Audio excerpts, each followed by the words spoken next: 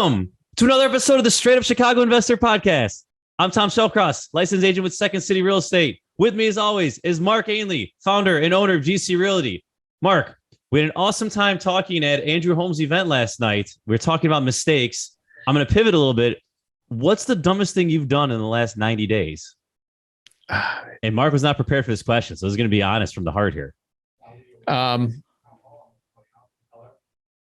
I copied and pasted a template to one of my vendors from another trash out. Just trying to be very specific.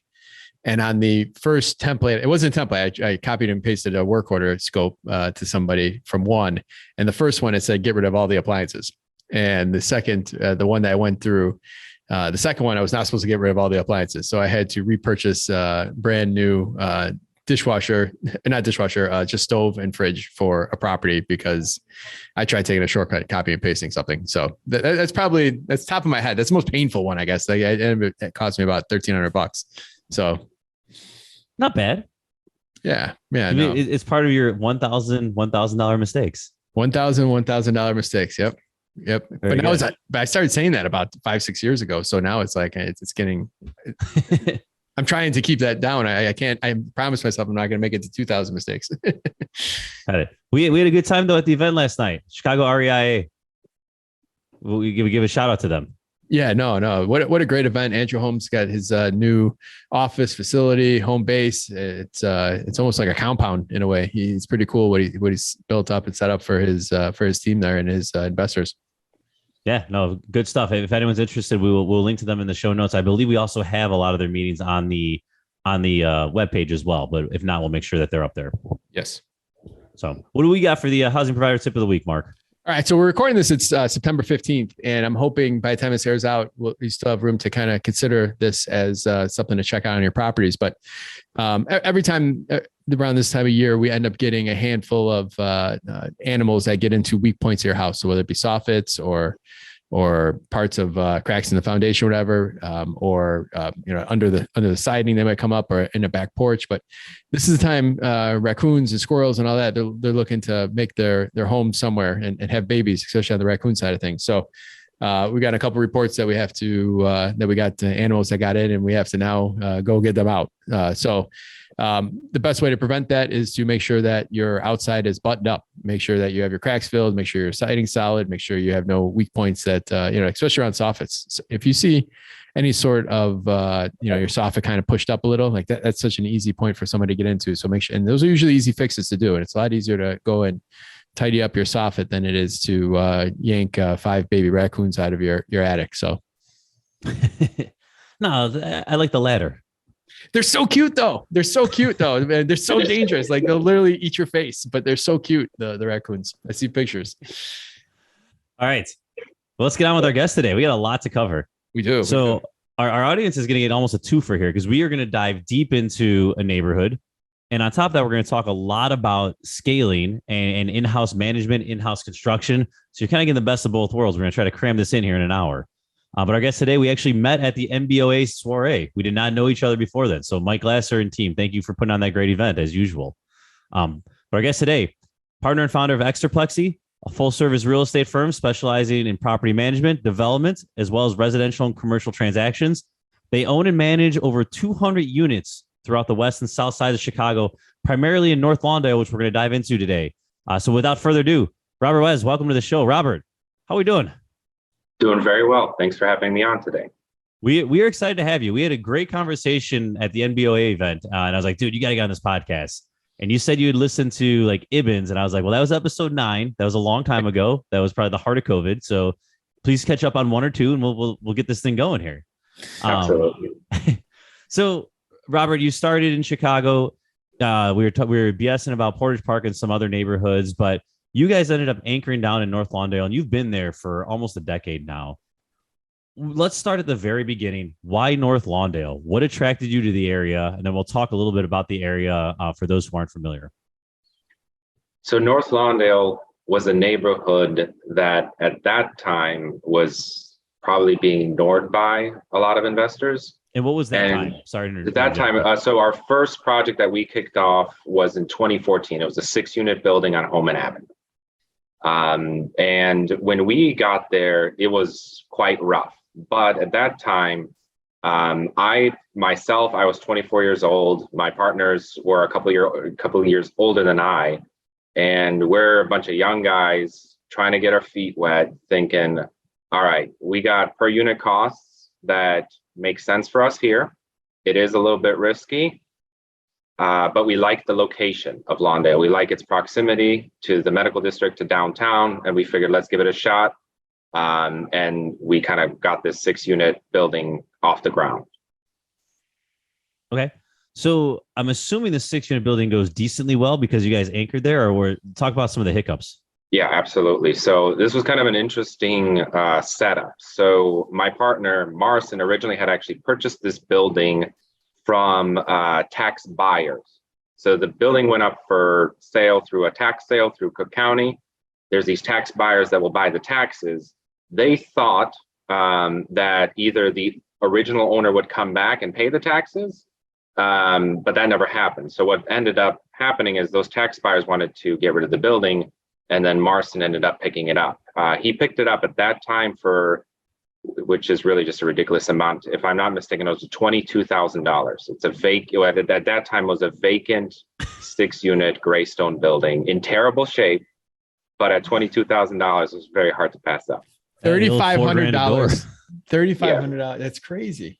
Yeah, unheard of in today's market. You if I saw a building for that price point, I'd be all over it. So just for context, for those not familiar with the area, what does a 6-unit Greystone beat up in terrible condition go for today? What does that same building trade for? That same building today would sell for $300,000, and it requires a full gut. Got it. So when you guys go in, you buy this building, you know it's going to take a full gut, or did you know it was going to take a full gut? And talk about, was this your first construction project as well, or had you done some other things where you had a little bit of confidence? Yeah, Marcin had done some smaller, like 2-flat deals in the past, and then I had a single family home. I grew up in the construction business. My father's in the construction business. He just retired, so we've both been around it, but neither of us had ever done a project at that time at that scale. So for us, it was kind of uncharted water. Even getting the loan set up, that in and of itself was a journey. So going into a place like North Lawndale, because even, back then there was people that saw that barrier of entry being little and jumping in. And then even now, people from California see 6 units for 300,000. They're thinking it's a great deal and jumping in. But in an area like that, like, what were the challenges that you just didn't see to come? What kind of blindsided you in North Lawndale? One of the first things we didn't anticipate was the difficulty of getting a loan, a construction loan specifically. A lot of lenders, especially at that time, were very hesitant to lend. What year was that again? 2014. 2014. And the only lender that was really I know what you're gonna say exactly. It was CIC. three letters. Yep, that's right. Community Investment Corporation. And at that time, our loan officer, her name was Anita. It took probably about 8 months or so of massaging, of conversations of, hey, you got to give us a shot here. I know you've never heard of us. We don't really have a proven track record. But I think the constant nagging, which really, it wasn't nagging, it was more us really building out a business plan, showing her and the rest of CIC that we've really thought this through. And then eventually they took a chance with us. And since then, it's actually blossomed into a very strong partnership that we have with CIC. We've done several deals with them, and they've been great to work with. Man, anyone that started real investing here in Chicago in the last 8 years does not realize what lending was back then. Like, I literally thought we bought all these properties, we hard money, kind of family friend money type stuff. And we thought, no problem, we'll take 10, 12 free and clear properties to these, any bank would be happy to give us. We got good credit scores, and not a person would look at us. And we ended up in the same boat over, after a couple of really crazy hard money, lots of points type loans for some, I don't know, crazy guys. And we end up over at CIC as well too. And I know Anita Cobbs, I imagine that's who you're talking about. Yes. We end up working with her for a bit. Then we worked with another guy named Jack. But man, like the amount of money that's out here is just, even before the crash, the amount of capital that's out there, and no one really appreciates how easy it is to get money these days compared to what it was back then. Yeah. So couldn't agree more. So you have the lending part that's tough. What about the neighborhood? You bought this building. Was it were there 6 vacant units? Was there people in there you had to deal with? Talk about kind of that part. It was completely vacant. So much so that parts of the roof had completely collapsed. You would be on the first floor, it'd be raining inside if the weather wasn't too nice outside. There was, because of the weather damage, obviously there were a lot of structural issues. A lot of the beams had to get replaced. It was a full gut in its truest sense. All the subfloors got redone.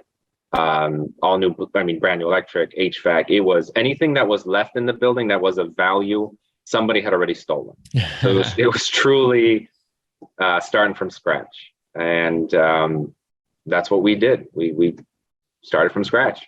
Taking it from scratch as all the way down the studs, or even more, it might have been. What did you guys do differently to the building to add value that might have not been there in its previous condition or setup? Yep. At that time, in 2014, no one was really doing gut rehabs, honestly, in North Lawndale. And no one was doing it to the quality that we were doing it. So we put in granite countertops, hardwood floors. We did brand new energy efficient furnaces. We just tried to take the units up to a level where we felt we're not providing just affordable housing, we're providing quality affordable housing, and housing that was better than anything available in the neighborhood at that time. It was a little bit risky because we ended up putting more money in than the appraisals actually were coming in for purposes of getting the construction loan. So we ended up actually forking over some of our own money because we wanted to take it to the level that we took it. At the time, it felt somewhat nerve-wracking. Looking back on it, we were very glad we did because it was a lot easier to rent those units. They rented extremely quickly, and we've kind of tried to keep with that mindset ever since. We always just try to take our units to the next level. So nowadays we put in-unit washers, central AC. It's always granite countertops. It's always just high quality finishes. That way we differentiate ourselves in the neighborhood and are able to attract kind of the best tenants. Gotcha. Talk to us about being the first project. It's a pretty big project, even if you have a construction background. For us, we always ran into the issue. For us, we could knock out 6 single families a hell of a lot faster. We could knock out a 6 flat. It was maybe just the contractors were a little more, a little tougher for them to kind of manage their money and so forth. But talk about the kind of the time frame it took from the day you closed to really that first tenant moved in. I would say from closing day till about the first tenant moving in was somewhere between 12 to 14 months. And that was longer than we anticipated. We were hoping to get the project truly done and tenants moving in about 10 months. We're very fortunate in that 2 of our partners, Paul and Peter, they grew up in the construction business. They, at this point, each respectively have over 20 years of experience, and we have an in-house construction team. So we have people that we can really trust and rely on and have very honest conversations with about what's going right, what's going wrong, where are we going to potentially go over budget, where are things not as expected, whatever. In other projects, you tear down the walls and you uncover all sorts of goodies. Actually, now that I think about it, in this specific project that we didn't account for the main sewer at all. We just assumed everything was fine, like that all the water would drain, no big deal. Lo and behold, that's not the case. The sewer had collapsed, and we found out the hard way that cost at least $20,000 back in 2014 dollars. Thankfully, we haven't had to do that in recent years, but I can only imagine what it costs today. So that was one of the big surprises we ran into doing that project. Oh man! So man, you guys go you're over budget here, right? You're over the ARV. You're basically upside down on this thing with cash into it, not on your loan, but just all in. You have more cash. You're in an area that's probably, considered risky. Why'd you come back for more? Like what was I mean, most people say, all right, let's get this thing moving. And the story goes, you go from 6 to 200 here. So like you obviously bought another one. Like what was the mindset after all was just said and done? Like, you know what, that was great. Let's do it again. When you ask it that way, I kind of scratch my own head. I'm joking. The numbers ultimately made sense. And that's really what it comes down to in a lot of ways. You have to be diligent about the underwriting. You have to know exactly how much cushion you have and how much give you have and where you have it so that all the numbers still make sense. Whether that's, for us, a big focus for us is just truly net cash flow. NOI is important, or net operating income. However, because we're long-term holders, cash is king for us. We want to make sure that once the project is done, the tenants have moved in, that we're kind of, so to speak, free and clear, and that the property sustains itself and has something left over. And whether that's for unanticipated capital projects, something breaks that, is a little bit more significant. And if not, then it allows for distributions, which we then plow into the rest of the business and just continue buying more properties, quite frankly. In D-class neighborhoods like this, in a property like this, I see a lot of people underwrite too conservatively on the expenses. Where in the early on was your pro forma off? Too conservatively or too risky? Too risky. I'm sorry. When you say, so you're thinking they assume their expenses are going to be lower? Yes. Sorry. Oh yeah. That is a common mistake for these neighborhoods. Absolutely. Some of our turns are rough, to say the least. And I take a deep breath because I've walked into some of these units and I'm just like, I can't even believe that this is a state that someone would leave a unit in. There's been times where we've easily spent $5,000, $6,000, $7,000 on what in another neighborhood would be a basic turn, wouldn't cost you more than $1,500. And it's just because things get so beat up, whether it's the flooring needs significant repairs, if not replacement, there's holes in the wall. Doors are, barely on their hinges anymore. The bathroom vanity has just completely gone to crap, whatever it might be. It's just some of these turns can be very, very rough. And they just, again, it just requires that truly hands-on approach where if you want your units to be at the quality that you expect, it helps to have that in-house team and really keeping them, I guess, accountable to our standards. So turnover. Is there any other way to succeed in like the C2D neighborhood except to be that hands-on operator? Right. Like it almost feels like the necessity that you have to take on maybe not everything, but much more in order for this to be successful. Like you have to just take more accountability than you do in other neighborhoods.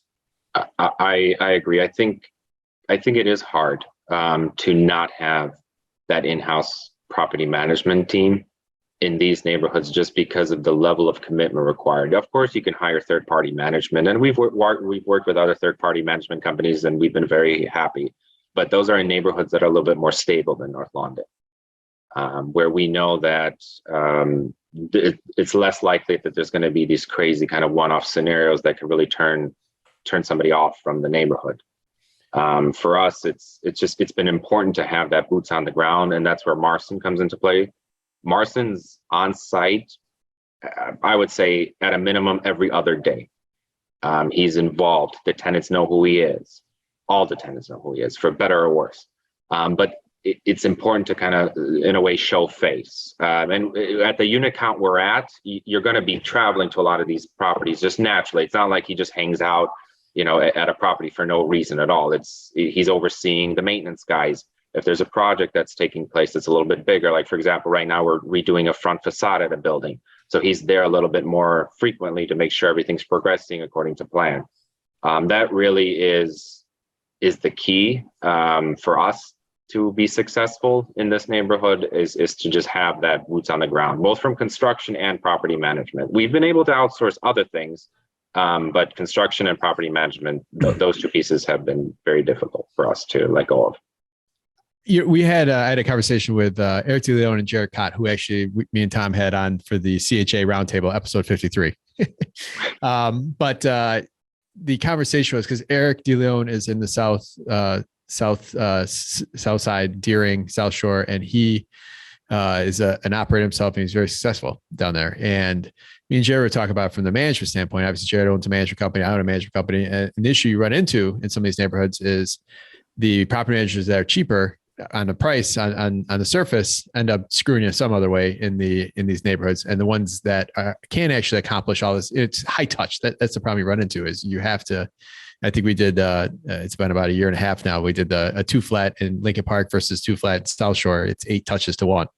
So to have a proper manager that can keep on that, they're just going to charge you. So now your management costs, you might get your job done. You might have this, but now you're at 60% expense ratios when it's all said and done for all this stuff. And that's where you're not making as much money as it was originally planning for. So it's such a catch-22, it seems sometimes. It's trying to find that middle ground. For sure. So let's dive into North Lawndale, right? So for listeners who aren't familiar with the area, can you give us what you would consider like geographical boundaries? And then we'll kind of talk about some of the different corridors and benchmarks. Sure, absolutely. So on the eastern side, you have Douglas Park, which is really where California Avenue is. And it does go several blocks east of Douglas Park, where like Cinespace is, Lagunitas Brewery is over there. But it's only a small tidbit that you're east of the park. The majority of North Lawndale is west of the park. It goes all the way over to Costner. Some people say it goes a little bit west of Costner, but basically that's kind of the western boundary. And then on the southern end, it's mostly Ogden. Again, there's parts where it goes a little bit south of Ogden to Cermak to 21st Street. And then on the north end of it, it goes right up to Taylor Street. So just north of Roosevelt. And that's kind of the main 4 boundaries, I would say. Okay. And within those boundaries, I'm sure you have, with 200 units, you're all over the place. But there's certain pockets where if you were talking to an investor who'd never heard of North Lawndale, you'd say, hey, this is where I'd like to be. Or on the flip side, hey, this is an area that I stay out of. Yep. The nicest part or nicest parts of North Lawndale are really around the park. East of the park, you wouldn't even know you're in Lawndale. It really starts to feel more like Pilsen Little Village.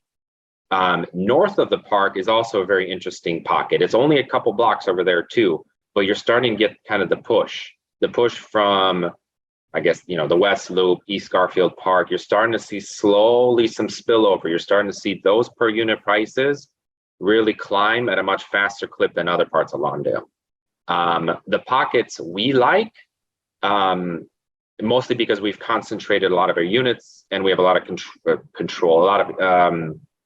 We feel that because we have a presence in this particular pocket, we help kind of control this, in a way, the safety, because we have full control of, I guess, the tenants that are coming in.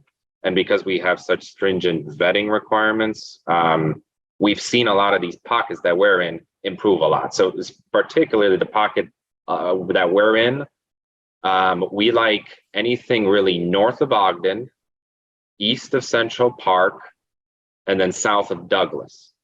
Now, that's not to say we don't have units in other parts of Lawndale, but I would say approximately 50% of the units we own in Lawndale are in that particular pocket. I just want to make sure we lay out what you said, because you have such a large volume of units there, and you're able to control the appearance, you're able to control the people coming in, you're able to react to things that happen, you're able to probably get stronger influence with the alderman, like you're able to actually change the trajectory of your investments because you're so concentrated. Yes, exactly. So I'll take Homan Avenue as an example. We own 5 or 6 properties on the block alone. And Homan Avenue has historically had a terrible reputation, particularly Homan Avenue and 16th Street, as being kind of a little bit of a turf gang war area. And you compare 2014 to today, and it's been a significant improvement. Is it perfect? No, not close. And we still have slumlords on the street that we've really tried to work through that, whether it's with the alderman, whether it's through the police, and we've made good progress. Ultimately, those slumlords can really drag things down. But because we've been able to kind of get a bigger presence on the street, get more control of the buildings, we see a lot less of the drugs. We see a lot less of the violence. And our tenants there's some tenants that have been with us on Holman Avenue since 2014, and they continue to stay simply, I think, because they've seen the progress that they've seen, and they've been happy with what we've been able to kind of accomplish. You use the word progress. I would use the word security and safety, they feel. What do you think you've been able to do to your portfolio that's helped them really feel that safety? Several of our buildings are obviously outfitted with security cameras. We have very good relationships with the police department, so much so that Marston, I would say, gets a call from someone at the Chicago Police Department once every month or so, asking for access to our cameras on one of our buildings. And we try to work closely with them to remedy, especially those more serious issues, particularly around drugs and violence, because it's not good for anybody.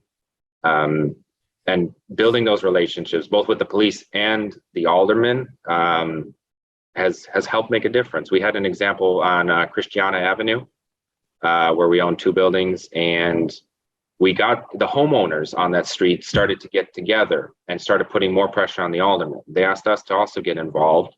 We got on a much bigger meeting with the aldermen. They did a whole street cleanup. There was probably 20 or so gang members selling drugs regularly on the street in broad daylight. We got together, we got the police involved. They started doing daily kind of street walks, the police did, and you give it a week and it's a completely different block. Talk to us a little bit about the housing actual inventory, right? Are these just these beautiful blocks of gray stones? Like what's the actual architecture and structure that you're dealing with? You guys have 200 units. Is it, you got 20 unit buildings, you got 6 unit buildings? Like, give us a little idea of the housing stock.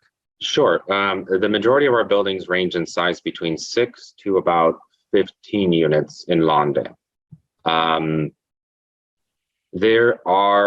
When there's less and less supply out there in Lawndale, for 2 reasons. If a building is not being taken care of, the building department comes in, usually finds the building to be uninhabitable and a safety issue. It goes through, building court, yada, yada, yada. And before you know it, those buildings get knocked down.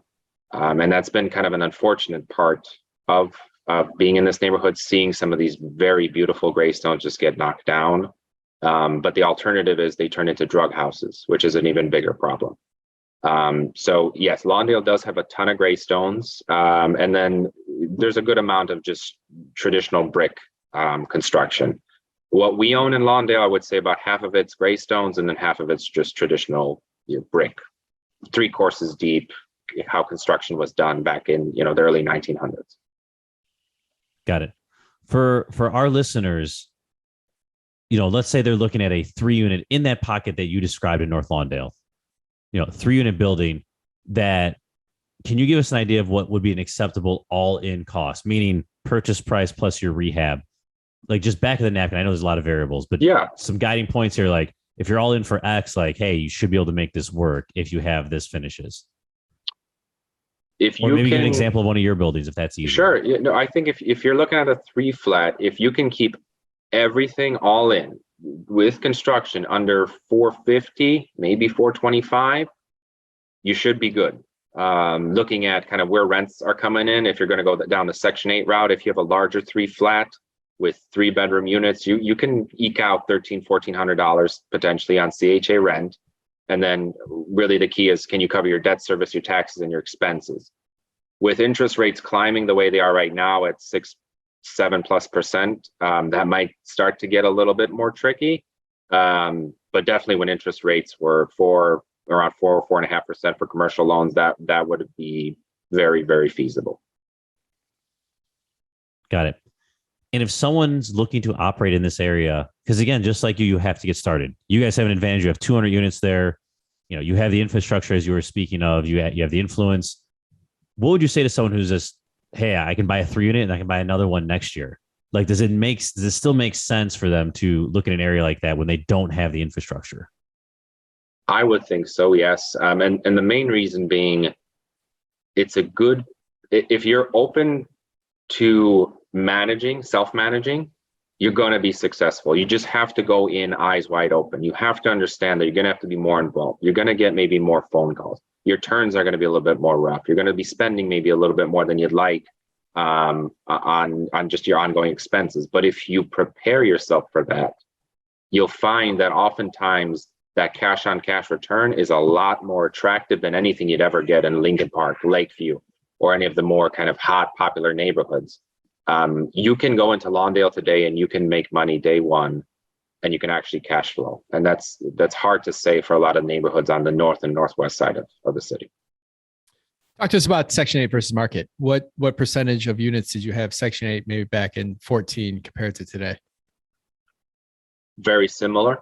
I would say it's about 75-80% of our tenants are Section 8 tenants, and about 25% or so are market rate.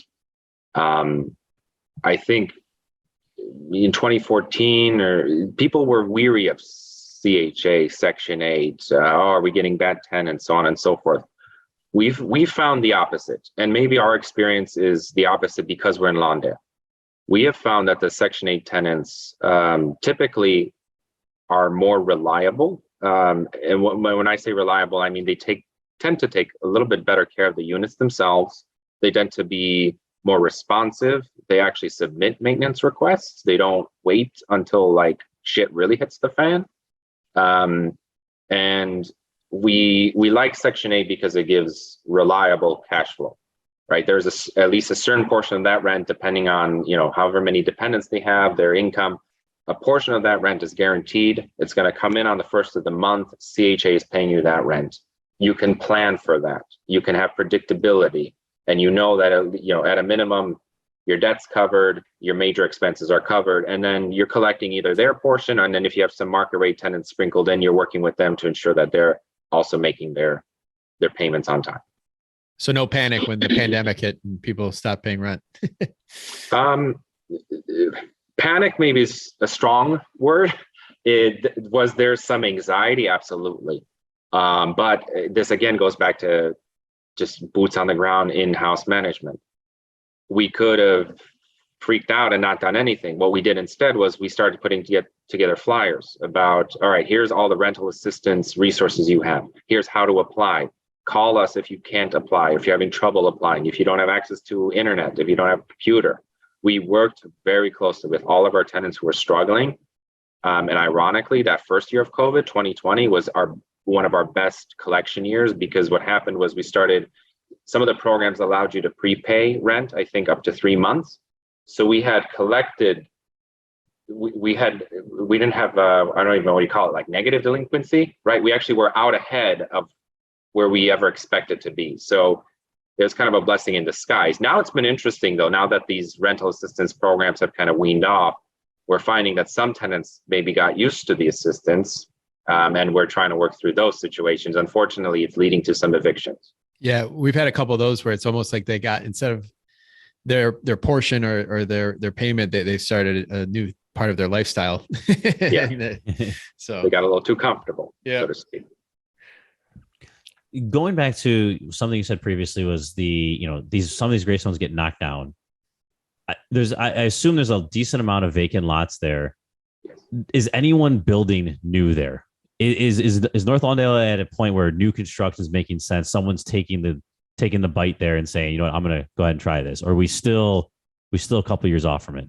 There are some public-private partnerships that are taking hold with much bigger projects coming to the neighborhood. And I can touch on those in a little bit, but maybe to answer your more specifically answer your question, we haven't seen a ton of single family home constructions. We've seen it here and there every once in a while.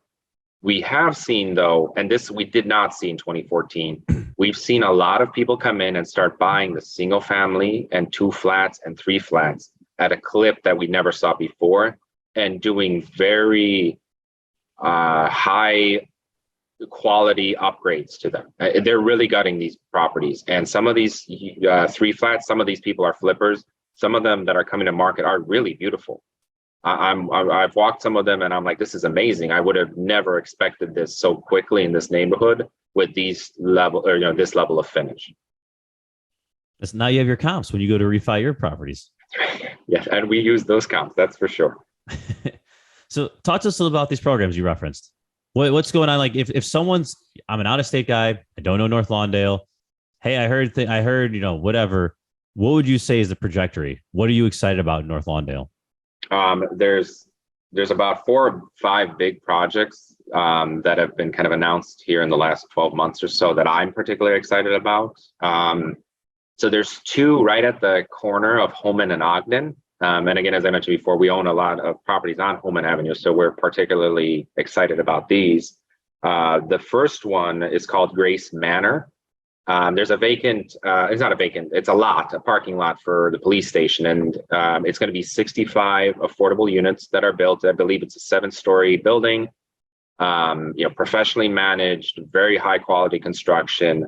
Very excited about that. And then across the street, as part of that Invest Southwest initiative that the city has put on, it's going to be something called Lawndale Redefined. It's going to be 60 mixed income apartments, 3 market rate townhomes. There's going to be retail, restaurant space, and a standalone community center. If you want to learn anything about Lawndale and you want to see something really exciting, Google Lawndale Redefined. That project, if it actually gets done as it's planned, is super exciting. It looks like something that would get built in Lincoln Park, not in Lawndale. So we're particularly excited about that. I pulled it up. It looks awesome.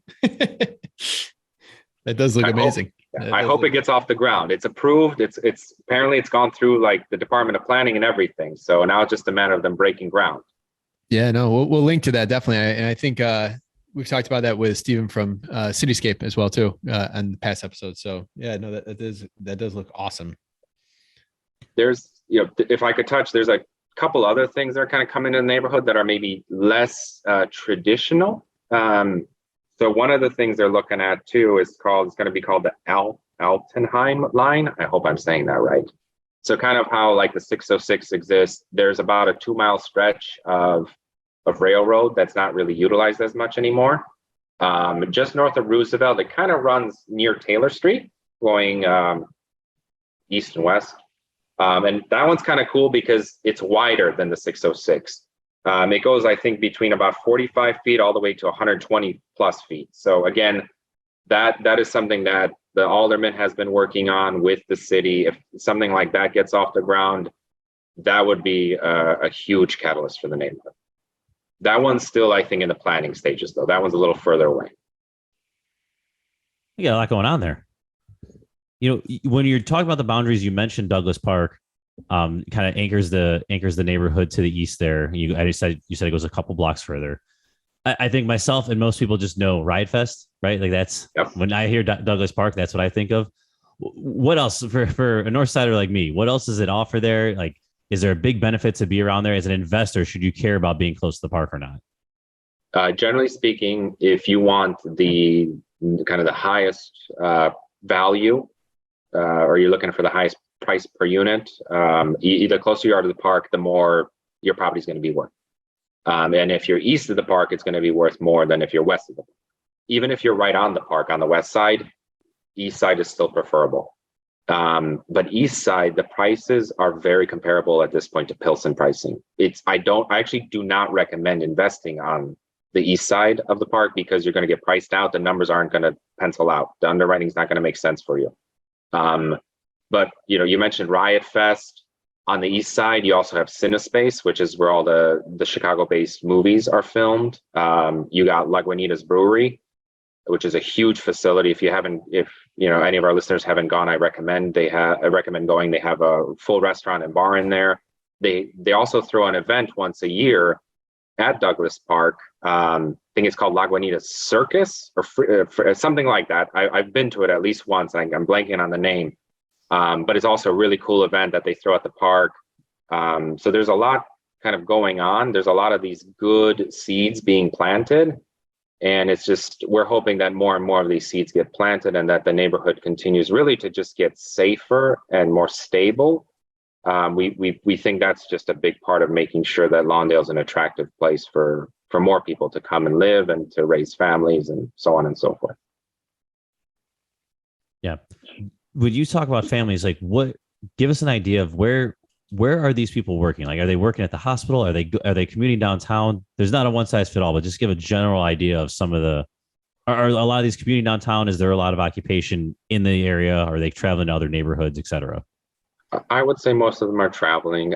We do have some people that work in the hospitals. We have a lot of blue collar workers, postal service workers, retail, restaurant type jobs as well. So I would say it's more of leans towards more of a blue collar type workforce. Is usually our typical tenant. Cool. All right, we've hammered North Lawndale. We didn't get to ask too much about you guys and your company, so we cut ourselves short here. But what's next for you guys? Are you still active in this market? Are you buying? Are you looking to do more? Or is it operation mode? Give us what's the next 2-3 years look like for you? Sure. We have slowed down slightly, mainly because of where interest rates have gone. That said, today we have a 7-unit building that we're currently gutting, also in Lawndale. We just went under contract for another 7-unit building. We had the architect actually we did the walkthrough with the architect this morning. So I would say we're still moving forward. We're just doing it more methodically than ever before and really making sure that the numbers make sense for us. Our goal, though, I would say if you're thinking more 3 to 5 years down the line, we've started to buy land. We went through the scavenger tax sale process.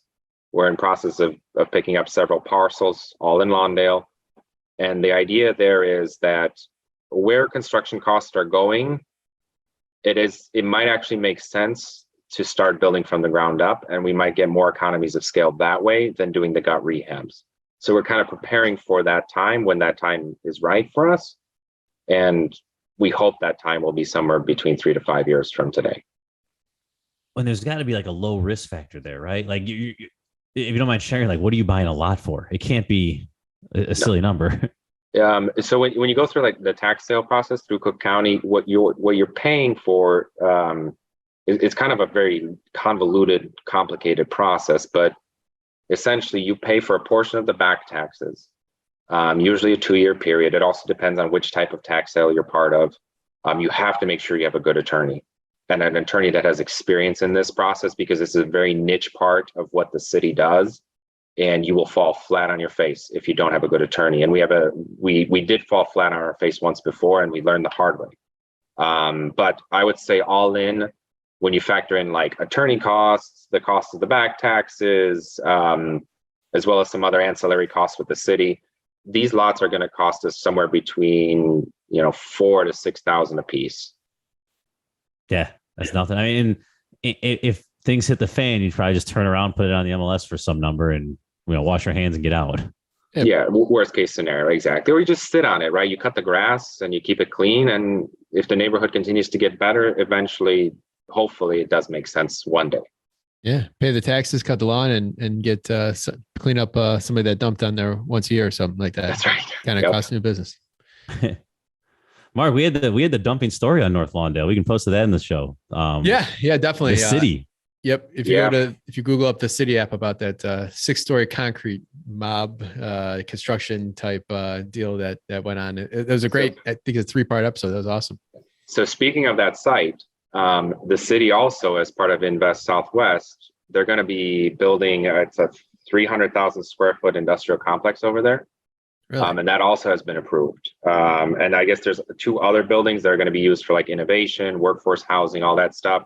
I'm really glad that site has finally gotten some attention and love. And I hope that project really gets off the ground. I know it's very important for the aldermen to get that one off the ground. Because I've heard of the stories of that site too. And there's all sorts of good podcasts about what used to happen over there. Yeah, it's crazy. We'll link to that it's like a 3-part investigative podcast. Family Properties. Have you read Family Properties?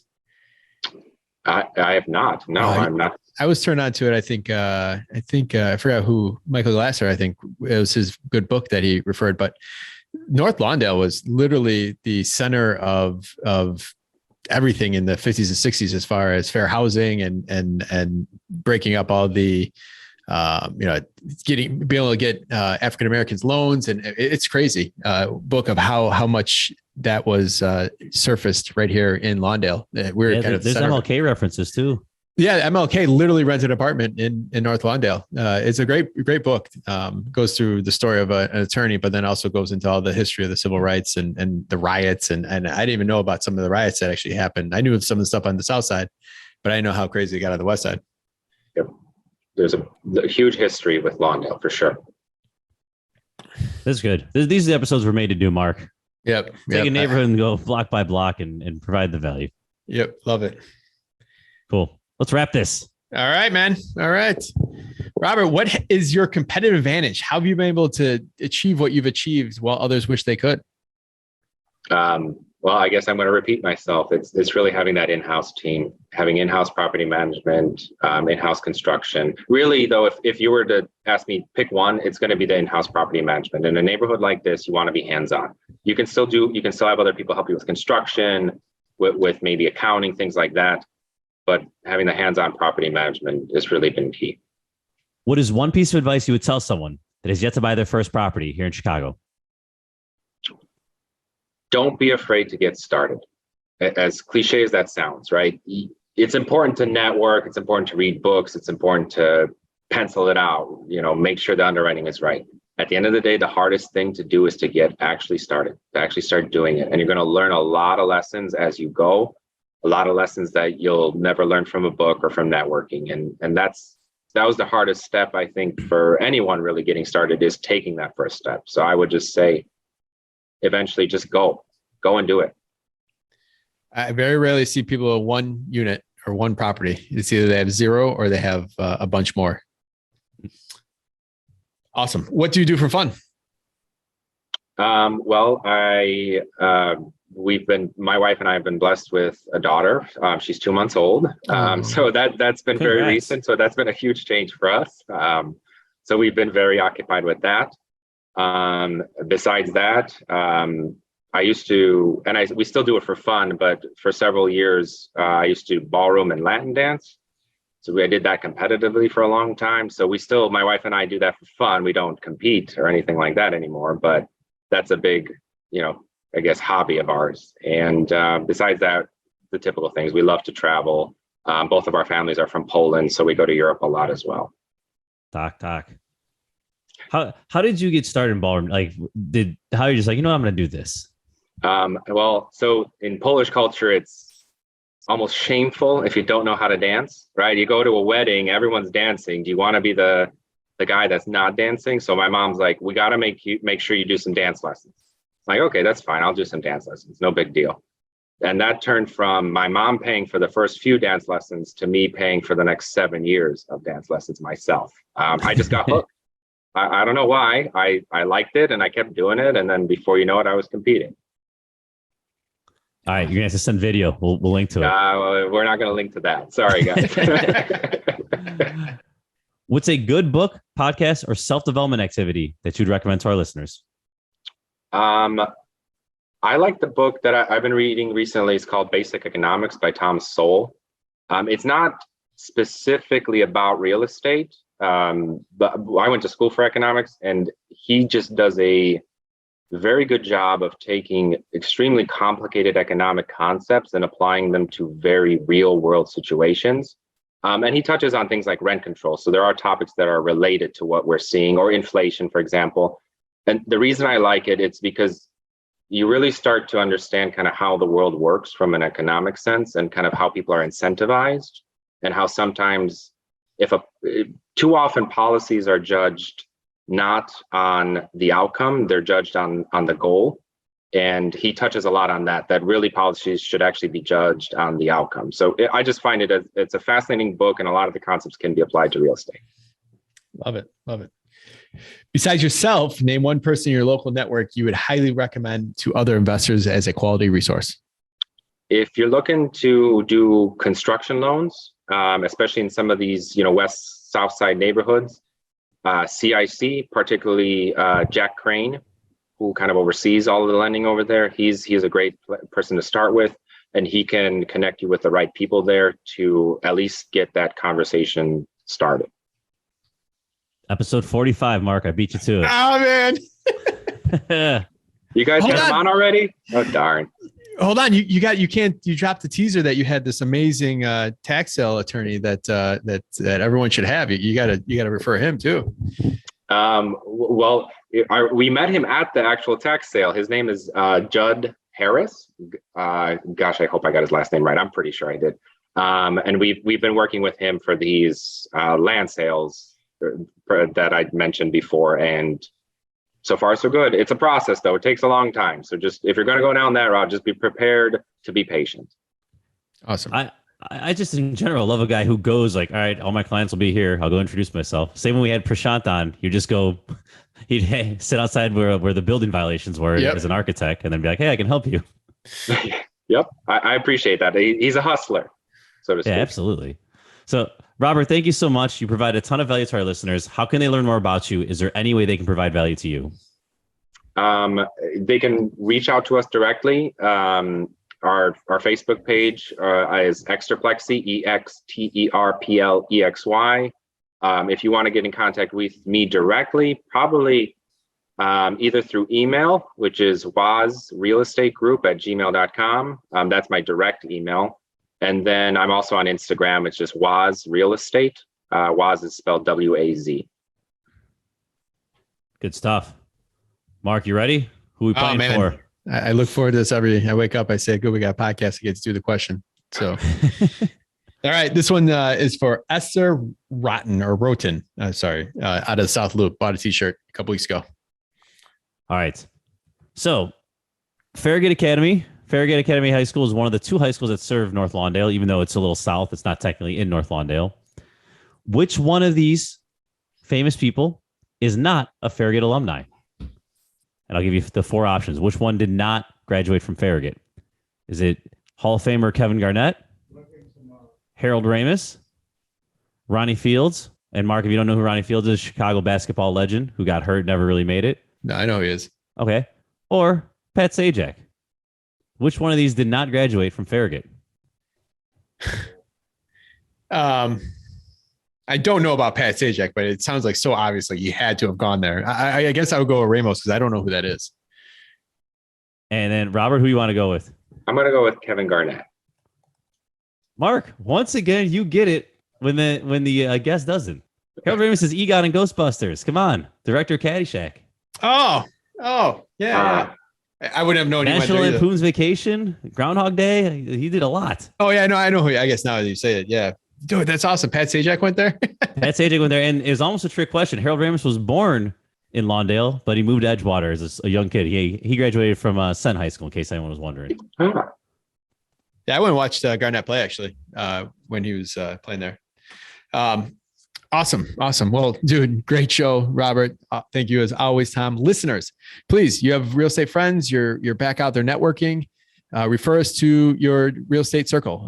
When you see us on Facebook or you see us on LinkedIn, tag us, share our posts, and help spread this. We're on here to add value, and I think you're listening because we're adding value to you, and help us add value to other people in your network. And we only grow through your shares. So, thank you, listeners. We have been growing, and our listener fellowship following has gone up in the recent months. So you are definitely doing it. So just asking you to continue to do so.